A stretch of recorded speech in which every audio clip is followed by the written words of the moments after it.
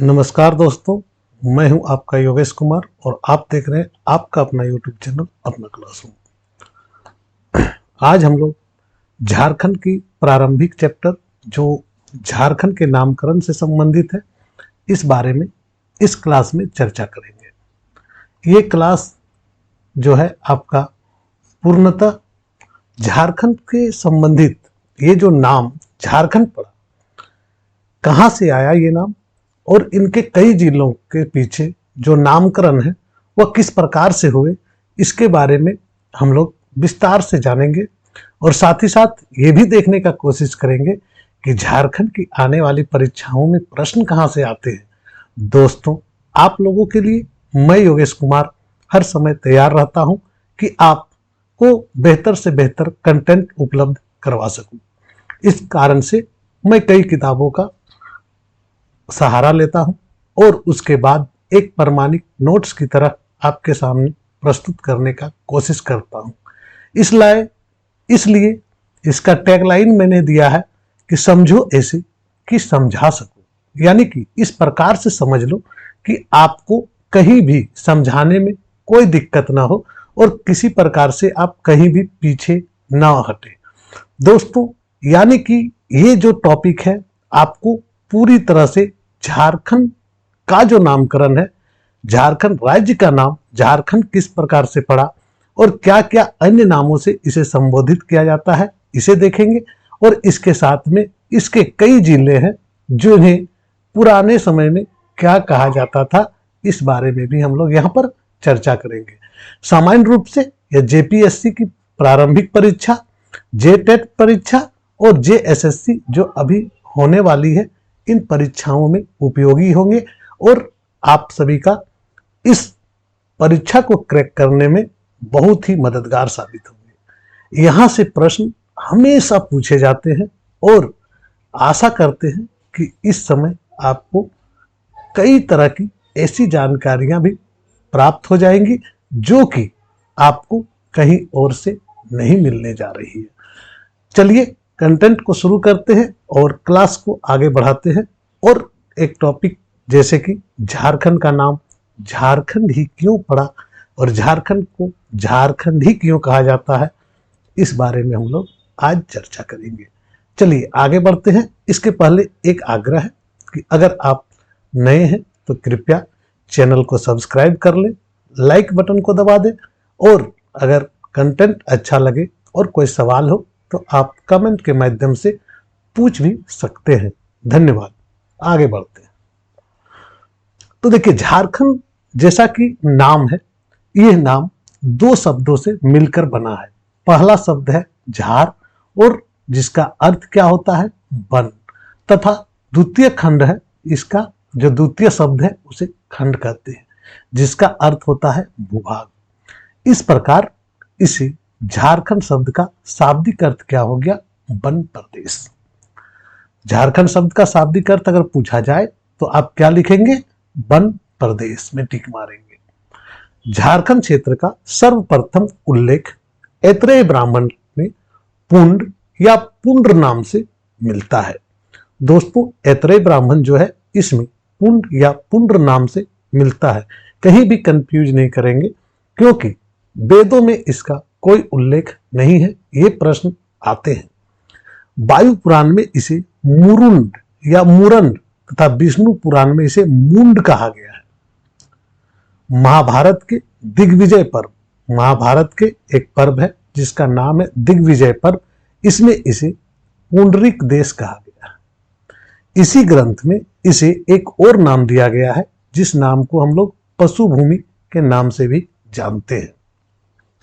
भागवत पुराण की बात करें तो झारखंड को किक्कट प्रदेश कहा गया है और पूर्व मध्यकालीन संस्कृत साहित्य में छोटा नागपुर को कालिंद देश कहा गया। दोस्तों, हर लाइन इंपॉर्टेंट है, साथ ही हम लोग बाद में संपूर्ण चीजों को देखेंगे। नेक्स्ट है, पहली बार 13वीं शताब्दी के एक ताम्रपत्र में झारखंड नाम का उल्लेख मिलता है। पहली बार 13वीं शताब्दी के एक ताम्रपत्र है, इसमें झारखंड शब्द का उल्लेख सर्वप्रथम मिलता है, यानी कि पहली बार मिला है। मुगल काल में इस क्षेत्र को क्या कहा जाता था? तो खूखरा या कुकरा के नाम से जाना जाता था। आईने अकबरी में इस प्रदेश को कोकरा तथा कहीं कहीं खाकारा कहा गया है, यानी कोकरा या खाखरा, इस तरह से नाम यहाँ पर उल्लेख किया गया है। जहांगीर, जिन्होंने अपनी आत्मकथा तुजुके जहांगीरी के नाम से लिखा था, इस क्षेत्र के लिए खोखरा शब्द का प्रयोग किया है। किसने? तो जहांगीर ने अपनी आत्मकथा तुजुके जहांगीरी में। अबुल फजल, जिन्होंने अकबरनामा लिखा है, उन्होंने छोटा नागपुर क्षेत्र को झारखंड कहा है। और शमसे सिराज, अफीफ, सलीमुल्लाह तथा गुलाम हुसैन आदि लेखकों ने अपने अपने ग्रंथों में झारखंड शब्द का उल्लेख किया है। इस प्रकार से आप देख रहे हैं झारखंड शब्द का कहां कहां उल्लेख किया गया है। अब हम लोग चलेंगे डिटेल में और डिटेल में जानेंगे कि क्या है झारखंड का बैकग्राउंड और किस प्रकार से यहाँ के जिलों का नामकरण हुआ है और जिले किस प्रकार से जो है प्राचीन नाम और अभी वर्तमान में जो नए स्वरूप में है उस कितने अंतर है। तो चलिए चर्चा करते हैं। झारखंड का वह क्षेत्र जो आज छोटा नागपुर के नाम से जाना जाता है, प्राचीन संस्कृत साहित्य, प्रारंभिक विदेशी यात्रियों के वर्णनों और मध्यकालीन फारसी इतिहास ग्रंथों में विभिन्न नामों से चर्चित रहा है, जो कि हम लोगों ने पहले ही चर्चा कर ली है। यूनानी लेखक प्लिनी ने लिखा है पाटली ब्रोथिस, यानी कि पाटलिपुत्र जो कि पटना है, से सुदूर दक्षिण में मोनेडेस और सुवारी कहे जाने वाले लोग रहते थे और ये लोग संभवतः आधुनिक मुंडा और प्राचीन सवर जाति के लोग ही थे, ऐसा माना जाता है।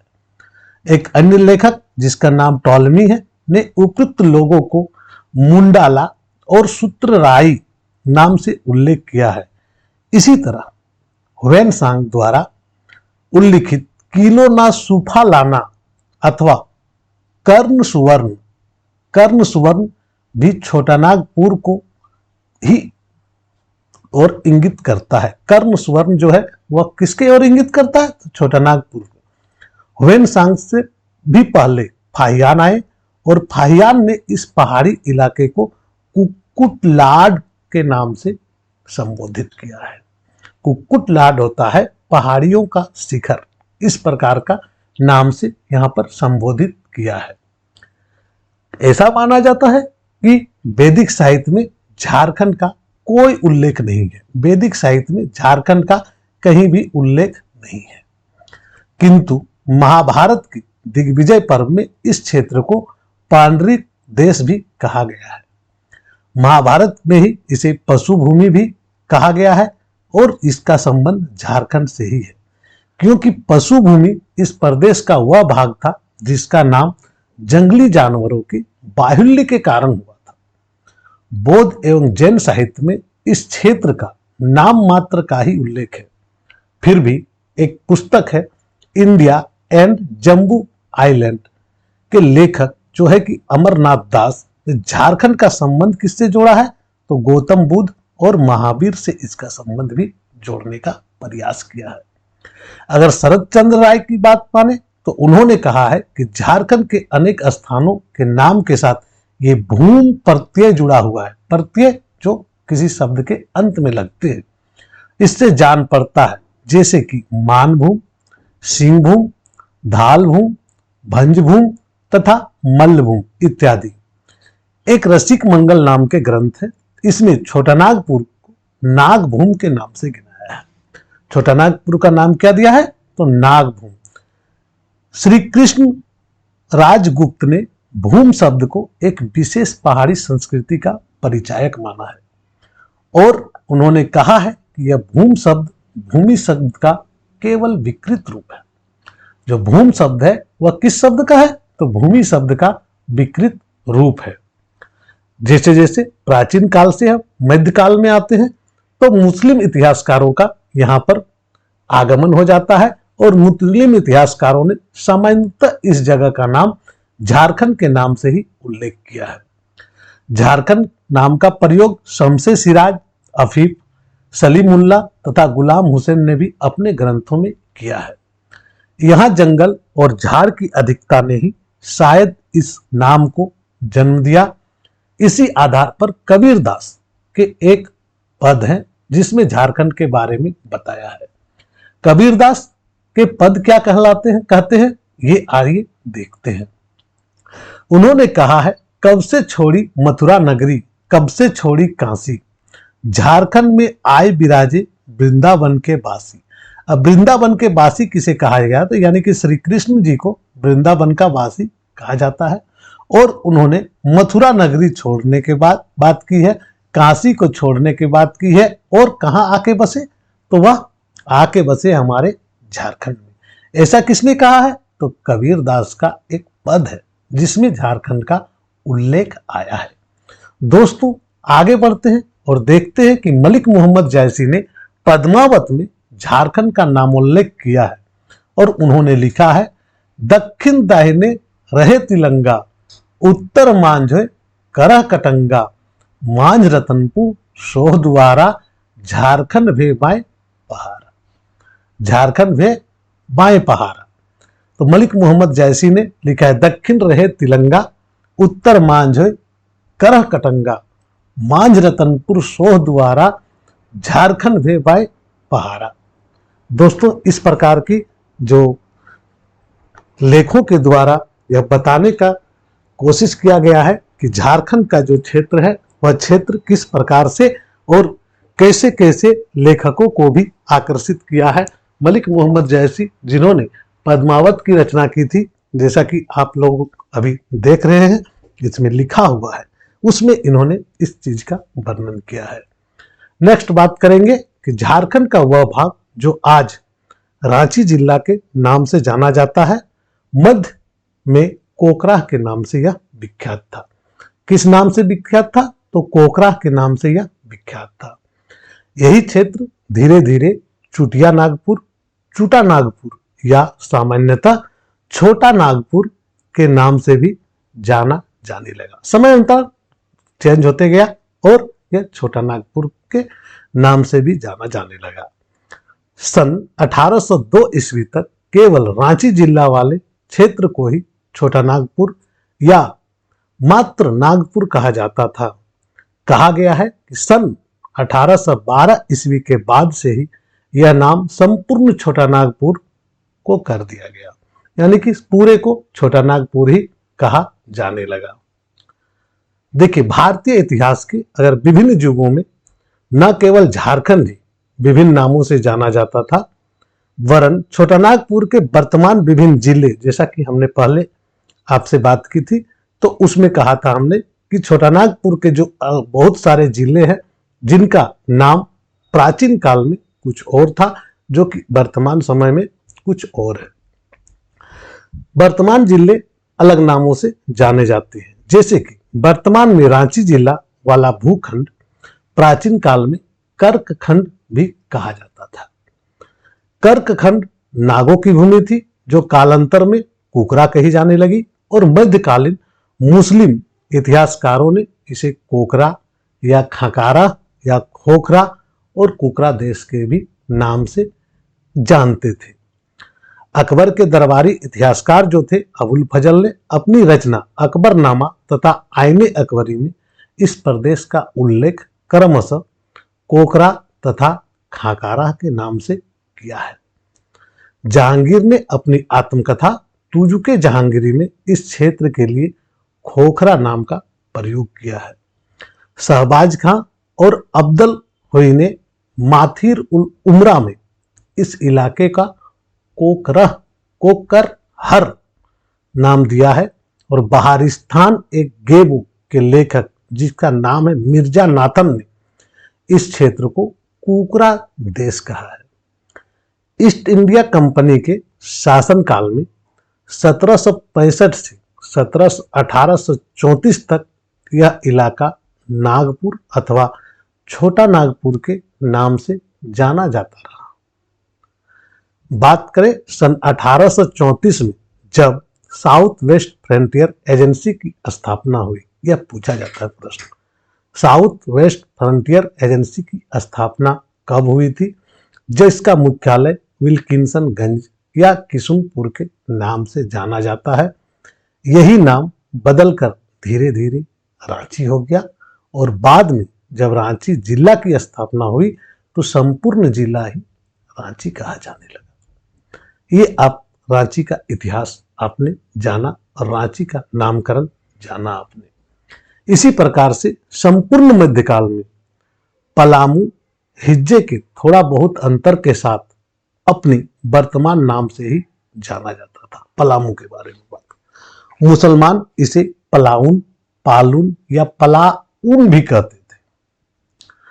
माथिर उल उमरा में पलाउन, रियाज उस सलातीन में पालाभौन और महाराज सिताब राय ने नागपुर के खराज के वर्णन में पालून शब्द का प्रयोग किया गया। विद्वानों ने पलामू के नाम की उत्पत्ति से संबंध अलग अलग विचार प्रकट किए हैं। डीएच संडर ने 1890 के अपने सेटलमेंट रिपोर्ट में लिखा है कि पलामू शब्द, जो पलामू शब्द है, का पलाना अथवा पाली जाति से कुछ संबंध हो सकता है। यह भी संभव है कि यह शब्द पाल्या, परेया या परिया नामक आदिम जाति के नाम से संबंध है। वही एफजे हेन के अनुसार पलामू एक द्रविड़ शब्द है जिसमें पाल का अर्थ है दांत और अम का अर्थ है पानी और ऊम का अर्थ है गांव अथवा देश अथवा किला। मान गोविंद बनर्जी की अगर बात जाना जाए तो उन्होंने लिखा है पलामू शब्द पाल तथा मऊ से बना है जिसका क्रमशः अर्थ किला तथा मां होता है और पलामू के वर्तमान ध्वस्त किले में एक देवी का मंदिर है। यह देवी संभवतः किले की अधिष्ठात्री देवी है और अपनी बात को विश्वास योग्य बनाने के लिए श्री बनर्जी, पाटन देवी पटना तथा सीता माँ का भी उन्होंने उल्लेख किया है। दोस्तों, डीएस सांडर ने पलामू शब्द की एक और व्युत्पत्ति दी थी। क्या कहा उसने? उसने कहा कि इस क्षेत्र में पाला बहुत पड़ता था, यानी कि सर्दी के दिनों में पाला बहुत पड़ता था और इस पाला के कारण कुर्थी और अरहर की फसल को काफी नुकसान पहुंचता था। पेड़ों के पत्ते तक झड़ जाते थे और सदानी में मुंह का अर्थ होता है मरना, यानी कि पलामू में मुंह गईल का अर्थ होता है मर गया। यानी कि पाला और मुंह शब्द को जोड़ के उन्होंने निकाला कि पाला से मरा हुआ। इसी प्रकार से निर्मल कुमार बोस के अनुसार मऊ शब्द का अर्थ है मौजा और इस शब्द का अर्थ बोस ने जमींदारी प्रखंड बताया है। इस तरह उनके अनुसार पलामू का अर्थ हुआ वह मौजा जहां अत्यधिक पाला पड़ता हो। मध्यकाल में 1538 ईस्वी के बाद पलामू चेरों तथा अफगानों का आश्रय स्थल बन गया था। यहीं से चेरों अफगानों का और अफगान मुगलों का विरोध करते रहे। यही कारण है कि मुस्लिम इतिहासकार इस क्षेत्र का उल्लेख कभी कभी पालाउन अथवा पालून के नाम से करते थे, जिससे उनका मतलब निकाला जाता था और यह मतलब होता था आश्रय स्थल, यानी कि जहां पे आके लोग आराम से रह सकता है। डीएचई सांडर के अनुसार भी पलामू का अर्थ जो है वह आश्रय स्थल के रूप में माना गया है। इस तरह मुंडा, उरांव, माल, रक्सेल, खरवार, चेर तथा राजपूत जनजातियों के लोग या जातियों के लोग यहाँ क्रमशः आए और इसे अपना निवास स्थान बना लिए। किस कारण से? तो इस दौरान मध्यकाल में अफगानों से बचने के लिए या मुगलों से बचने के लिए।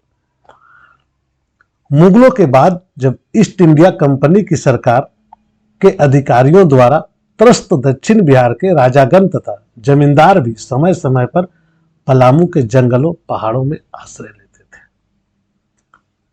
इस तरह एक अंग्रेज लेखक है F.B. ब्रेटले ने अपने शब्दों में जाति के बाद दूसरी जाति उत्तर पश्चिम से किसी अन्य जाति द्वारा भगाए जाने पर यहाँ पहुंचती रही।